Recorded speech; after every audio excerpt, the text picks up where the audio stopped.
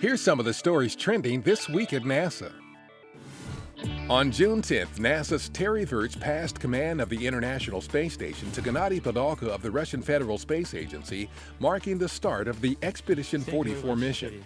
The following day, Virts and Expedition 43 crewmates Samantha Christopher-Reddy of ESA and Anton Shkaplerov of Roscosmos climbed aboard a Soyuz spacecraft and headed back to Earth, landing safely in Kazakhstan and capping off 199 days in space.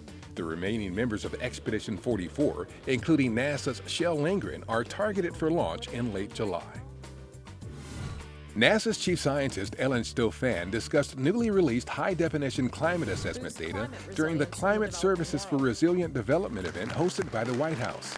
The publicly available NASA data demonstrates how temperature and rainfall patterns worldwide may change through the year 2100 because of growing concentrations of greenhouse gases in Earth's atmosphere. NASA uses the vantage point of space to increase our understanding of Earth, improve lives, and help safeguard our future.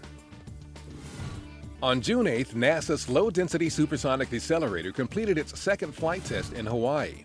After being carried to an altitude of about 120,000 feet by a balloon and then boosted to the edge of space by a rocket engine, the LDSD vehicle tested new developmental entry and descent technologies on its supersonic return to Earth. These technologies could help future spacecraft safely land larger payloads on the surface of Mars and allow access to more of the planet's surface by enabling landings at higher altitude sites. A new animation of the Dwarf Planet series created from images taken by NASA's Dawn spacecraft during its first orbital mapping mission includes dramatic flyover views of the heavily cratered world. About 80 overlapping images were used to provide the three-dimensional detail in the animation. The vertical dimension has been exaggerated by a factor of 2, and a star field has been added in the background.